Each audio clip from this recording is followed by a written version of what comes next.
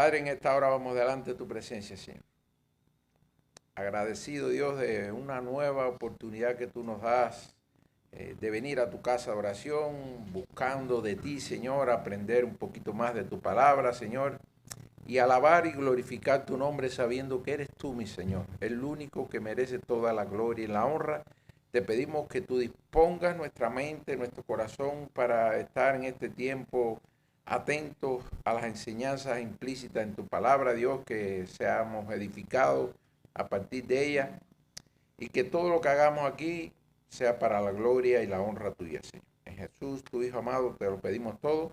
Amén. Bueno, hermano, hoy vamos a estar concluyendo el capítulo 19. Vamos a estar, al igual que la semana anterior que estuvimos viendo 2 párrafos, hoy vamos a estar viendo el 6 y el 7. Tienen una estrecha relación y por tanto nos pareció bien unirlos los dos. Estamos en la página 30 de la Confesión de Fe, de la Ley de Dios. Como siempre, vamos a empezar a darle lectura al párrafo. Estamos un poquitico presionados de tiempo hoy. Vamos a estar un poquito más apretados. No vamos a hacer una mención de lo que hemos visto ya porque sería tiempo que le vamos a robar a la clase. Dice el párrafo 6, repito, estamos en la página 30 de la Confesión de Fe. Aunque los verdaderos creyentes no están bajo la ley como pacto de obras para ser por ella justificados o condenados, sin embargo, esta es de gran utilidad tanto para ellos como para otros, en que como regla de vida les informa de la voluntad de Dios y de sus deberes, les dirige y obliga a andar en conformidad con ella, les revela también la pecaminosa contaminación de sus naturalezas, corazones y vida, de manera que al examinarse a la luz de ella, puedan llegar a una convicción más profunda de su pecado, al sentir humillación por él y odio contra él, junto con una visión más clara de la necesidad que tienen de Cristo y de la perfección de su obediencia. También la ley moral es útil para los regenerados a fin de restringir su corrupción en cuanto que prohíbe al pecador, y sus amenazas sirven para mostrar lo que sus pecados todavía merecen y qué aflicciones pueden esperar por ellos en esta vida, aun cuando estén libres de la maldición y el puro rigor de la ley. Asimismo, sus promesas manifiestan a los regenerados que Dios aprueba la obediencia y cuáles son las bendiciones que puede esperar por el cumplimiento de la misma, aunque no como si les deba por la ley, como pacto de obras, de manera que si alguien hace lo bueno y se abstiene de hacer lo malo, porque la ley le manda lo uno y le prohíbe lo otro, no por ello demuestra que se encuentra bajo la ley y no bajo la gracia. Si nos damos cuenta, hermano, esto está redondeando la idea que hemos visto sobre la ley de Dios. Sabemos que fue dada en el monte Sinaí a Moisés, y habíamos visto en la clase pasada cómo de alguna manera en aquel momento sirvió como un modelo para ese Estado de Israel que empezaba a caminar en los caminos del Señor, y el Señor quiso refrendar con claridad la ley. Y sabemos que cuando concluyó el Estado de Israel, estas leyes no perdieron vigencia, solamente se dejó de practicarse la ley ceremonial, pero estas leyes continuaron teniendo su vigencia hasta nuestros días, hermano. No nos obliga, es decir, no nos salva el cumplimiento de la ley, y gracias al Señor que es así, porque si no estuviéramos todos muertos, porque sabemos que ninguno lo cumplimos. Pero bueno, este párrafo redondea esa idea, lo vamos a ver un poquito más a profundidad a medida que desarrollamos la clase.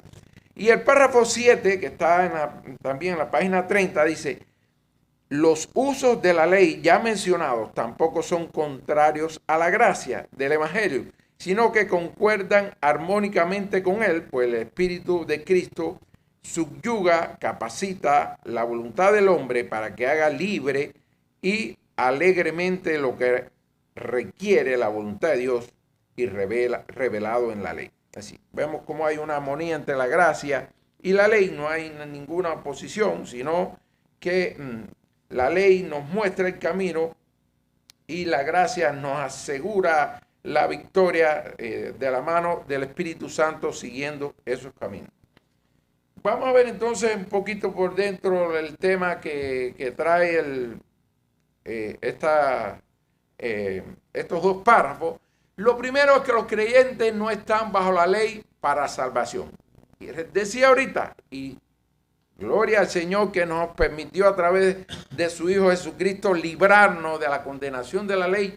Porque, hermano, cuando usted mira la ley, ninguno la cumple. Entonces, gloria al Señor que con su plan perfecto de redención a través de su Hijo Jesucristo nos libró de la condenación del cumplimiento de la ley. Ahora, eso no quiere decir que la ley haya dejado de existir o que no tenga validez en nuestros días. Y lo vamos a estar viendo a medida que vemos la clase desarrollarse. Dice, el cristiano no está bajo la ley como un sistema para ser salvo o condenado, porque su salvación no depende de obedecer la ley perfectamente. La salvación depende de la gracia de Dios por medio de la fe en Jesucristo. La ley ya no funciona como un juez que decide su destino eterno porque Cristo cumplió la ley y pagó la condena en nuestro lugar. ¿Esto significa que la ley no tiene valor? Por supuesto que no, hermano. Esto no significa que la ley no tenga valor. Ahora el creyente la ve como una guía para vivir de una manera que agrade a Dios, no como un medio para ganar su salvación. Hermano, no es por obra que nos salvamos, es por la fe en Jesucristo y gracias a que nuestro Señor cumplió perfectamente cada una de las partes que incluye esta ley, es que nosotros podemos presentarnos delante del Señor porque tenemos ese mediador que cumplió perfectamente la ley por nosotros, ocupando nuestro lugar. No somos salvos por obedecer la ley, pero la ley sigue siendo útil como regla de vida. Hermano, si usted ve los 10 mandamientos, son una guía de vida, es una guía perfecta para que usted se conduzca rectamente y podamos ser agradables ante los ojos del Señor cuando buscamos cumplirla. Sabemos que siempre fallamos en el cumplimiento, quizás cumplimos uno en un día y al otro ese mismo mandamiento lo incumplimos en alguna de sus partes y a veces incumplimos casi en su totalidad perfectamente así como lo dice la ley, pero el esfuerzo del ser humano cuando llega a los caminos de Cristo, siempre esta ley va a ser una guía que sabemos cómo le agrada al Señor que nosotros nos comportemos, nos muestra claramente qué es lo correcto, qué es lo incorrecto, qué es lo que le agrada a Dios. Por tanto, decimos que es una ley que nos sirve como una guía para caminar perfectamente delante de los ojos de Dios. Sigue siendo necesaria porque nos muestra qué es bueno, qué es malo y qué le agrada a Dios. Cristo ya cumplió la ley perfectamente por nosotros. Es lo que comentábamos ahorita. Cristo vivió una vida sin pecado, obedeciendo todo lo que nosotros no pudimos obedecer. Luego tomó nuestro lugar al morir, pagando la condena que merecíamos por haber fallado. Así, si todavía se estuviera vigente que la salvación era por el cumplimiento de la ley, estábamos todos condenados. Pero gracias a esa obra perfecta que hizo el Señor en cumpliendo la ley, nos da esa posibilidad que su justicia nos sea imputada a nosotros. Así, su obediencia cuenta a favor de los que creen en Él como si ellos mismos hubieran cumplido la ley. ¿Se entiende bien esto, hermano? Fíjense, lo repito. Así, la obediencia de Cristo cuenta a favor de todos los cristianos que creemos en Él como si nosotros, todos los cristianos, hubiéramos cumplido la ley perfectamente así. Por eso es que se dice, su justicia nos es imputada. De alguna manera yo la ilustraba. Es como que el Señor nos regala un traje que cubre todas nuestras inmundicias todavía presentes, porque sabemos que el cristiano, aunque ya no es esclavo del pecado, tiene un rezago, tiene todavía un remanente de pecado que habita en nosotros y que continuamente nos hace fallar ante los ojos de Dios.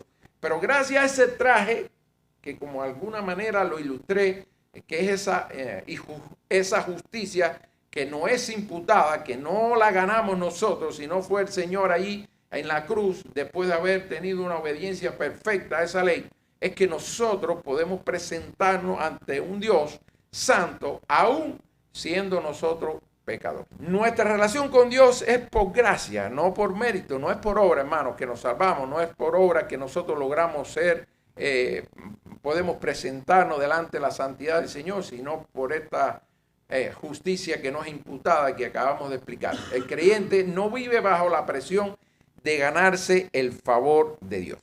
Hermano, muchas veces el pastor ha explicado eso. El hombre no puede hacer absolutamente nada para ganar el favor de Dios. Alguna vez escuchaba a un comentarista que decía, nadie le puede doblar el pulso a Dios, como si estuviéramos probando fuerza. Y es decir, así mismo como nadie puede cambiar los planes de Dios, como así como nadie puede cambiar la voluntad de Dios, tampoco podemos ganarnos la salvación por nuestras obras. Y gloria al Señor que no tenemos que estar pendientes de cumplir la ley, porque si fuera así, como habíamos dicho, todos estuviéramos condenados. Gracias a ese plan redentor perfecto que cumplió nuestro Señor Jesucristo, nos libró de esa condenación por incumplir la ley.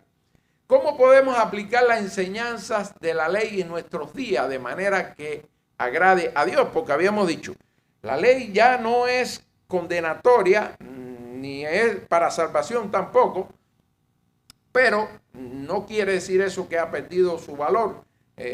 Tiene una vigencia perfecta.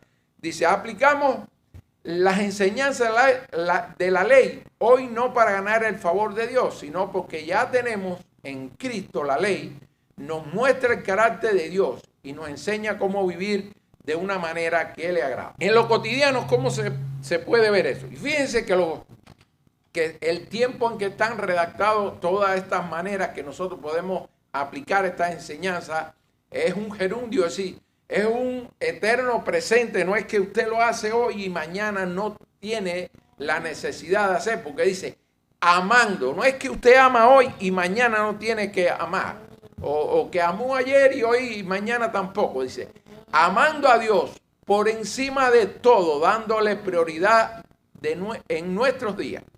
Oiga, si nos hacen una prueba aquí, hermano, estamos suspensos una pila. Porque cuando vemos nuestras prioridades, están una lista inmensa y después está Dios. Es decir, si fuera al revés, que fuera Dios primero, no viéramos muchas veces acá como esta iglesia está apenas con 5 o 6 personas cuando hay algo que alguna actividad que hay. Es decir, si nosotros tuviéramos la prioridad que Dios fuera el primero y hiciéramos cumplir aquella enseñanza que nos da la Biblia que dice buscar el reino de Dios y su justicia primero y lo demás vendrá por añadidura, entonces quizás las cosas no fueran mejores en nuestra relación con Dios. Tratando a los demás con justicia, respeto, amor, como quisiéramos ser tratados. Así la Biblia no es clara, que decimos, nos enseña que tratemos a los demás como queremos que nos traten a nosotros. Entonces, tratando es todos los días con cada persona, ser justo, respetuoso, amándolo, como así nos gusta que nos hagan con nosotros. Bueno, esa es una manera que nosotros podemos reflejar uno de los aspectos de la ley en nuestra vida cotidiana. Diciendo la verdad, es decir, no mintiendo, hermano, evitando engaño y viviendo con integridad, honrando nuestros compromisos y responsabilidades. Si usted da una palabra, hermano, no recuerde solamente que esa persona a quien usted le prometió algo va a tener un criterio de su persona. Recuerde que ya usted tiene, además de su persona, tiene otra carga sobre sus hombros. Usted dice en su familia, en su trabajo, que usted es cristiano, por tanto eso tiene implícito una responsabilidad, honrar esa condición que usted dice tener. Es decir, honrando nuestros compromisos, cuando usted honra su palabra, cuando usted dice algo y es firme en su decisión, honrando ese compromiso que usted hizo, está de alguna manera honrando las enseñanzas que nos da la Biblia. Huyendo del pecado, no por miedo al castigo, sino por amor a Dios, por obediencia y deseos de honrar su palabra. En resumen, no obedecemos la ley para ser aceptados, sino porque ya fuimos aceptados y ahora queremos reflejar el carácter de Dios en nuestra vida diaria. La ley revela nuestro pecado.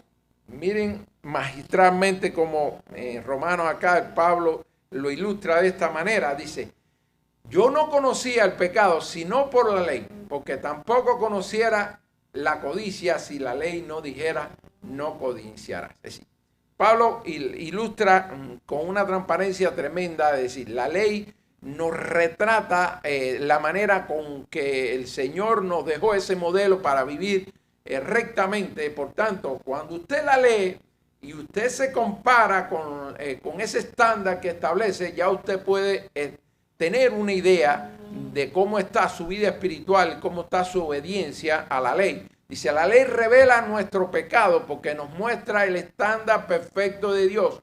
Al compararnos con ese estándar, vemos claramente en qué fallamos y reconocemos que somos pecadores. La ley es como un espejo espiritual.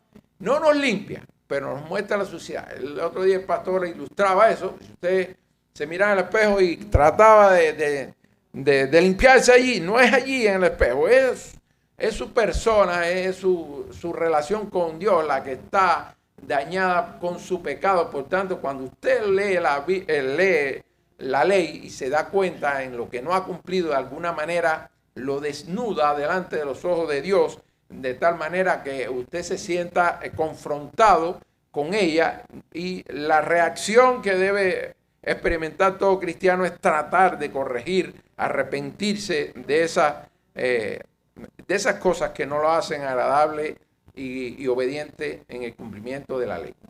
Dice, cuando el creyente se examina a la luz de la ley, descubre actitudes incorrectas, reconoce pecados que antes no veía y se da cuenta que aún necesita crecer. ¿Qué efecto produce en el cristiano el conocimiento de la ley? Es una continuación de la idea que hemos estado viendo, pero ahora desde otra arista. Dice, cuando decimos que la ley revela nuestro pecado, hermano, hay muchas cosas. Usted va por la calle y usted puede ver una señal que traiga una información y eso lo informa. Pero la ley, así como toda la Biblia, no solamente nos informa qué es lo correcto, lo recto, lo que es pecado, sino que nos debe transformar. Es decir, hay un complemento que se le incorpora a las escrituras, y es que no solo nos informa, sino que nos transforma. Si realmente somos cristianos y nuestra fe es auténtica, la confrontación que produce en el cristiano la palabra debe ser para que usted abandone esas cosas que usted sabe que no está acorde con lo que establece la ley, que no está acorde con el modelo que el Señor nos dejó a través de su palabra. Por tanto, cuando decimos que la ley revela nuestro pecado, no es solo una información teórica, sino algo que produce efectos muy concretos en la vida del cristiano. Produce humildad y quebrantamiento. Hermano, ¿por qué humildad? Porque usted reconoce su pobre condición. Cuando usted ve la perfección, la santidad de nuestro Dios y se mira a sí mismo sabiendo cuántos pecados todavía tenemos sobre nuestra vida y cuántas cosas hacemos que no están acorde con los mandamientos del Señor, y cuántas cosas dejamos de hacer, porque no es solo pecado de comisión, sino de omisión. Aquellos que debíamos, las cosas que el Señor dice en su palabra que debemos hacer y no las hacemos, eso nos debe producir humildad, quebrantamiento, es decir, reconocimiento de cuán inmerecedores somos de esa gracia inmerecida que el Señor nos ha regalado. Produce también arrepentimiento, el rencor, a reconocer su pecaminosidad. Es decir, cuando usted ve su pecado refrendado, usted analiza la ley, ve su pecado, la reacción que debe experimentar todo cristiano es que usted se sienta arrepentido y reconocer cuánta necesidad tiene del Señor. Es decir, produce también dependencia de Cristo al darse cuenta que solo no puede. Un creyente maduro no ignora la ley, la usa para examinar su vida. El cristiano deja de verse como mejor que otros, es decir, pudiéramos decir, yo soy mejor que aquel que roba, o que está preso porque hizo algo malo. Pero cuando usted se mira ante el estándar de la ley, se da cuenta que usted no es tan malo como aquel, pero tampoco es tan bueno como usted lo pensaba. Es decir, se da cuenta, yo también necesito la gracia todos los días. Necesito depender de Dios para sostenerme en su gracia, porque todos los días la carne nos inclina al pecado. Por tanto, esa dependencia debe ser diaria, hermano. Por eso la oración, la comunión con el Señor es tan importante, porque eres el único que nos puede sostener en su gracia. Nosotros por nuestra fuerza no podemos. Produce convicción de pecado, no condenación, lo cual lo ayuda a corregirlo. Es decir, ya usted sabe que hubo una obra perfecta de Cristo ahí en la cruz, y que por esa perfección, por esa obediencia de nuestro Señor ahí en la cruz, su justicia nos ha sido imputada y sus pecados tienen perdón ante Dios. Lo cual no nos da licencia para pecar. Nos dicen, no, ya yo tengo la solución, no importa. Puedo pecar, que ya sé que ya tengo un abogado que me va a defender, que me va a proteger cuando esté ante el juez. No, para nada, hermano. Lo que debe producir es un rechazo a esa pecaminosidad que habita en su carne y que lo hace indigno delante de los ojos de Dios, y que por supuesto nos debe decir esta corrección que me está dando la palabra cuando me confronta debe ser para que usted tenga una convicción de esa necesidad que usted tiene de Dios, porque solo no puede, y por tanto le ayude a corregir muchas cosas que hoy, como decíamos ahorita, esa prioridad que no le damos a Dios, hermano. Cuando usted ve cristianos que hacen cosas indignas para su condición, revise cómo está su vida espiritual, revise cuánta dependencia tiene del Señor, revise cuántas veces ora, cuántas veces lee la Biblia. Porque ahí casi siempre, para no ser absoluto, está la respuesta a por qué podemos decir, ¿cómo es posible que alguien que conoce de la palabra, que estuvo dentro de una iglesia recibiendo alimento espiritual y vemos que falla, busquemos la respuesta a cómo está su comunión con el Señor? Y cuando decimos comunión, no estamos hablando de cosas de ir a la universidad a estudiar en un seminario, hermano. Estamos hablando en esa relación cotidiana que debemos tener con el Señor, de leer la Biblia, de orar, de congregarnos cada vez que la iglesia convoque a alguna actividad que nos da la posibilidad de ganar un poquitico más en madurez, de conocimiento de la palabra, de conocimiento de al Dios que servimos y que adoramos. Por tanto, el tema de la convicción de la palabra, de nuestra condición de pecado, a veces no nos llega a donde tiene que llegar, porque sencillamente no la buscamos, más.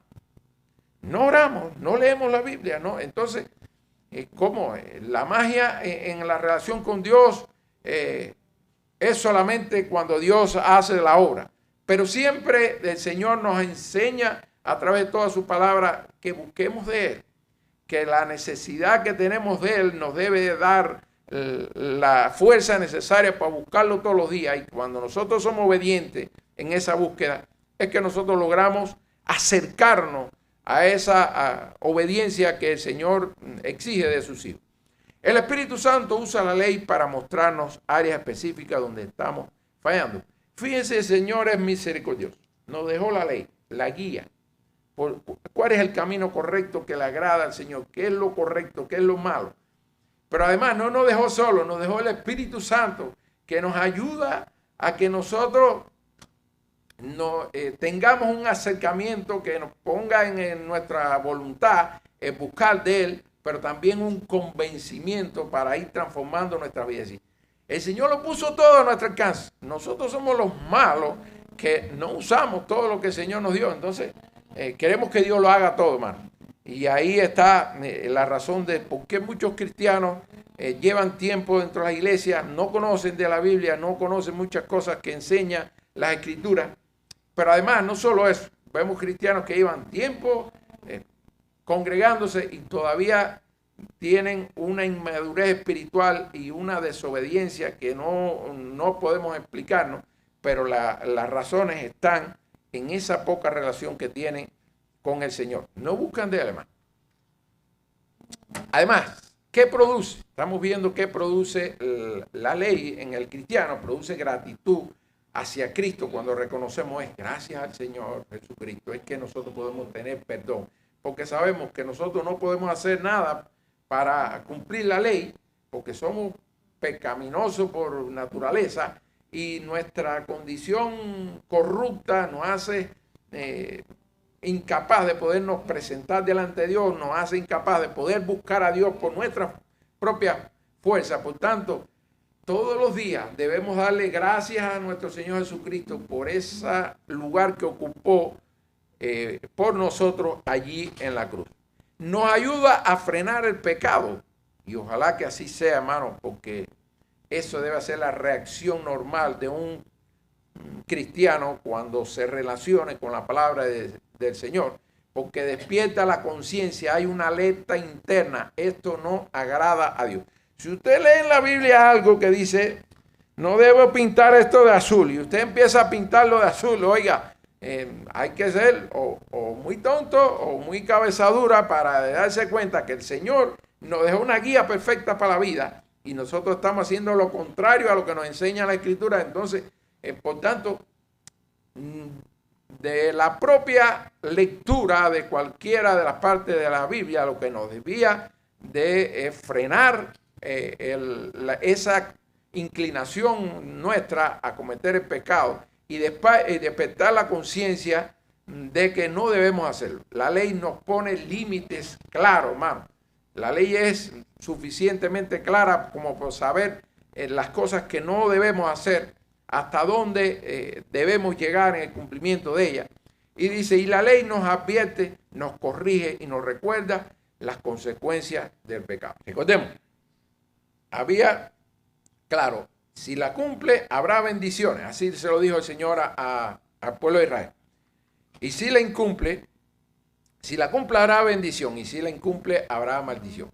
Aunque somos salvos, todavía tenemos una naturaleza que lucha contra Dios. En algún momento en las clases habíamos ilustrado, es como que usted tiene dos naturalezas internas, una buena y una mala. Dependerá a quién usted alimenta más para inclinar la batalla a favor de ella. Si usted se alimenta más del mundo que las cosas de Dios, bueno, ahí no hay milagro, hermano. Si hay un milagro es porque el Señor lo hizo. Pero el Señor no le agrada que nosotros seamos perezosos. Nos ha dado herramientas, nos ha dado instrumentos que nos ayudan a mantenernos en sus caminos con pie firme, porque así nos anima la palabra. Pero si usted no se alimenta de lo que fortalece a su condición humana para resistir el pecado y se alimenta de la corrupción del mundo, entonces, hermano, no podemos esperar que su vida esté en correspondencia con los mandamientos del Señor. Si no, usted se va a parecer cada vez más al mundo, porque de eso es lo que se alimenta todos los días. La ley actúa como un freno, ¿no? Nos advierte, esto está mal, nos recuerda consecuencias y nos confronta antes de caer. Hermano, se me está acabando el tiempo. El creyente obedece con gozo, no por obligación. Un cristiano equilibrado ama tanto la gracia como la obediencia. Es decir, usted sabe que hay una gracia inmerecida, pero que nos cubre de tal manera que podamos acceder al lugar santísimo delante del Señor. Pero también usted sabe que hay una enseñanza que sin santidad nadie verá a Dios. Por tanto, eso nos debe animar a que nosotros debemos tener la obediencia como una regla de vida para decir, aunque yo sé que no logro cumplir la ley, sigue siendo útil para mí y la sigo viendo como una guía para mi vida. La ley también anima a obedecer. La ley no solo prohíbe, también muestra lo que agrada a Dios. Nos enseña que Dios se agrada en la obediencia. Hay bendición en vivir correctamente, pero es importante aclarar. No obedecemos para ganar salvación y es una reiteración de lo que ya habíamos visto. No es por obra más. Obedecemos porque ya hemos sido salvos y queremos honrar la palabra del Señor, queremos honrar nuestra condición de cristiano y que las personas que nos vean de alguna manera vean la diferencia de nosotros con el mundo. La obediencia es una respuesta de amor, no un intento de salvación.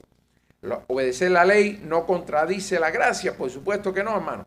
La ley y la gracia no son enemigos, no se contradicen. La ley muestra la voluntad de Dios, te dice, esto es lo correcto, esto es incorrecto, esto es lo que me agrada, así mismo lo presenta la ley. La gracia nos da el perdón, porque sabemos que pecamos y gracias a la gracia, que es ese favor inmerecido, es que recibimos perdón, aún en nuestra condición. La ley señala el camino, es decir, te dice que es lo correcto y la gracia nos lleva por ese camino. Fíjense cómo actúan de manera conjunta. El Evangelio nos transforma, nos da el poder para hacerlo, es decir, nos da esa fuerza de voluntad a través del Espíritu Santo de nosotros tratar de acercarnos a esa imagen perfecta que nos dio el Señor. Obedecer la ley no contradice la gracia, significa que la obediencia no es el medio para ser salvo, sino el resultado de haber recibido la gracia. Es decir, es la evidencia, hermano. La gracia de Dios nos salva gratuitamente, sin mérito, pero esa misma gracia transforma el corazón, produciendo en el creyente el deseo de obedecer. Ya no obedecemos para ganarle el favor de Dios, sino porque ya la hemos recibido. La ley entonces deja de ser una carga para justificarnos y se convierte en una guía para vivir de una manera que agrade a Dios. En otras palabras, la gracia nos salva y la obediencia muestra que esa gracia está obrando en nosotros. Las últimas dos, el Espíritu Santo nos capacita para obedecer. Es decir, el paquete completo. El Señor nos dejó la guía, pero nos dejó el instrumento que nos ayuda a obedecer, a transformarnos. Dios no solo nos dice qué hacer, también nos da el poder para hacerlo. El Espíritu Santo es quien cambia nuestro corazón. Nos da el deseo de obedecer y nos capacita para vivir conforme a la voluntad de Dios. Quita nuestra rebeldía, nos da fuerza para vivir correctamente. Antes de obedecer era una carga, ahora es un deseo. Aplicaciones, hermanos. Lo más importante de la clase. El resumen de alguna manera implica de todo lo que hemos visto. La ley ayuda al creyente a no confiar ni justificar el pecado. No nos confiemos, hermano. Nos enseña que el pecado sigue siendo serio. No es algo que usted superó porque llegó a los pies de Cristo. Ya usted sabe que tiene perdón, tiene todos los mecanismos para enfrentarlo, pero no lo tenga por menos, porque sabemos que hay un remanente que siempre habita en nuestra carne, en nuestro corazón, y no podemos dar por ya superada nuestra condición pecaminosa. Nos recuerda que Dios disciplina a sus hijos. No somos esclavos del pecado, pero el pecado sigue acechándonos, hermanos. Recuerden lo que dice en la Biblia, que el diablo anda como león rugiente buscando a quien devorar. Por tanto, el pecado es algo que está rondando nuestra vida, buscando que nosotros le abramos una puerta para él mortificar en nuestra relación con el Señor. Y es la obra que el diablo hace para estorbar en nuestra comunión con el Señor. Por tanto, no somos esclavos del pecado, pero no quiere decir que el pecado deje de ser algo que nosotros debamos tener bien presente para alejarnos de él, para no dar lugar a que nosotros podamos caer en él. No es condenación, es corrección amorosa. La ley restringe el pecado, nos anima a obedecer, muestra que Dios aprueba la obediencia y que hay bendición en hacer lo correcto. La ley no salva, pero nos guía. La ley no justifica, pero sí revela lo que el Señor quiere para nuestras vidas, el modelo que nos ha dejado el Señor, por el cual podemos andar para estar agradables ante su vista. La ley no condena al creyente, pero sí lo corrige, hermano. La ley no compite con la gracia, sino que trabaja junto con ella. El Espíritu Santo hace posible que la ley, lo que la ley exige. La ley no nos acerca a Dios por méritos, pero nos muestra cómo agradarle y cómo permanecer en comunión con Él. La gracia nos perdona, pero también nos transforma. El Espíritu Santo hace posible una vida de obediencia. Me faltaba uno. La ley nos muestra el camino, pero el Espíritu nos da la fuerza para caminarlo. Dios no solo nos da los mandamientos para obedecer, sino un nuevo corazón para amarlos, para amar a esos mandamientos. Padre, gracias infinitas por este tiempo que nos da la posibilidad de estudiar esta confesión de fe, que nos ayuda a ver, Señor, cómo la ley que está en el Antiguo Testamento, aunque ya no nos salva, Señor, sigue siendo un manual de vida, Señor, una guía perfecta para conducirnos rectamente delante de ti. Te pedimos que tú nos ayudes a acercarnos, Dios mío, cada día a cumplirla, de tal manera que nosotros te agrademos en todas las cosas que hacemos. Sabemos la necesidad que tenemos de ti y la dependencia que tenemos de ti para poder permanecer en esta lucha, Señor. Ayúdanos, Dios, a poder honrarte a través de nuestras obras y que nosotros todos los días podamos honrar nuestra condición cristiana siempre. Te damos la gloria y la honra a ti. Te pedimos que tú te muevas en medio de este servicio, que lo recibas como una grata ofrenda para gloria y honra tuya, Señor. En Jesús, tu Hijo amado, honramos. Amén.